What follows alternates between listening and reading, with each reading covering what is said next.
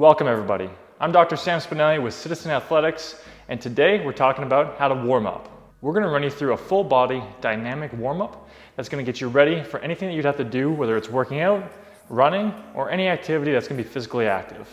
We're going to break down the major essentials that you need to do and also discuss some of the common mistakes people make with warming up.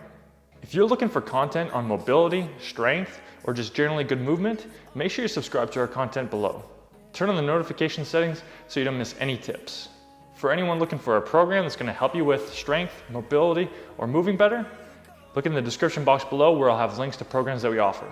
All right, let's start talking about warm-ups. Warming up is very important for your workout. It can make or break a good session. When we have a good warm-up, it maximizes your training and sets you up for success. Most people make one of two common mistakes when it comes to warming up. Number one, skipping the warm-up. These people come into the gym or onto the track and go from resting or just walking in, tying their shoes, and kick it into high gear and go hard. These people miss out on the benefits of warming up and may possibly put themselves at risk of increased injury. Two, doing too much or too random and excessive of things. These people waste their time going through a ton of things that either end up tiring themselves out before they actually get to their training, or they just spend so much time doing random things that they end up not having time to train. They spend more time warming up than they do training. I'm sure we've all seen these people who get to the gym the same time as you, and when you're going to leave, they're still warming up. They haven't even got to the actual workout. You see, more is not always better. There are a few essential things that we want to do when it comes to warming up, and once we've done those, and we just keep doing additional things, we don't get more. We have a point of diminishing returns and possibly get to a point of detriment.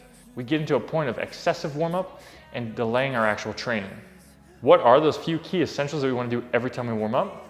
Well, there's three. Number one, we want to get the body temperature up. This means we need to get moving. It could come in the form of a cardio type warm-up. Maybe you're on a rower or something like an airdyne and you do a few minutes to get your heart rate elevated. That's one possible way of doing that. The essential is getting your body temperature up. Two, we want to get our body moving through the ranges of motion that we're going to use in training. We got to get our muscles comfortable going into ranges and elongating and then contracting as they need to for lifting. This is where dynamic stretching is really valuable because it can check off this box as well as the prior one too.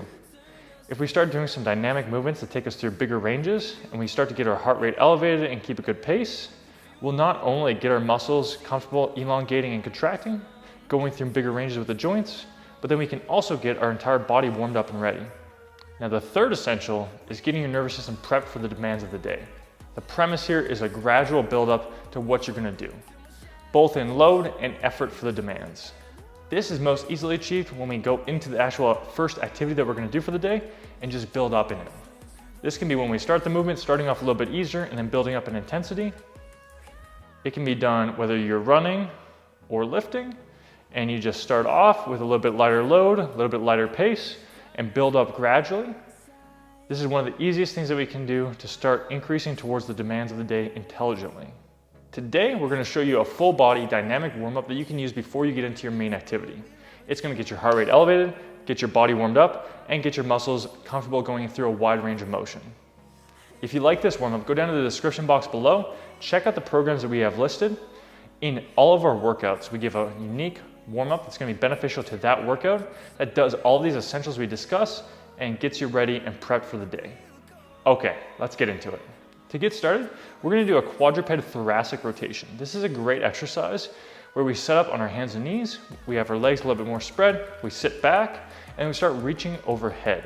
This is going to get the trunk moving through rotation, which gives a lot more freedom to the shoulders and gets our upper back moving more freely.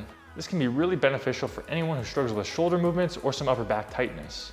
If you like this one and you want to see a few more options like this, we have an entire thoracic mobility video that you can check out as well. As you go through this one, we're going to do each side alternating back and forth and just trying to work on reaching up overhead nice and confidently, letting that chest rotate, and then reaching up tall with the arm. You can have your eyes follow your hands, and that way we're able to get some upper neck rotation as well. From here, we can go into a down dog ankle marching. What we're going to do here is we're going to be in a down dog position, and we're going to be working on marching each side, working the ankles through dorsiflexion and plantar flexion.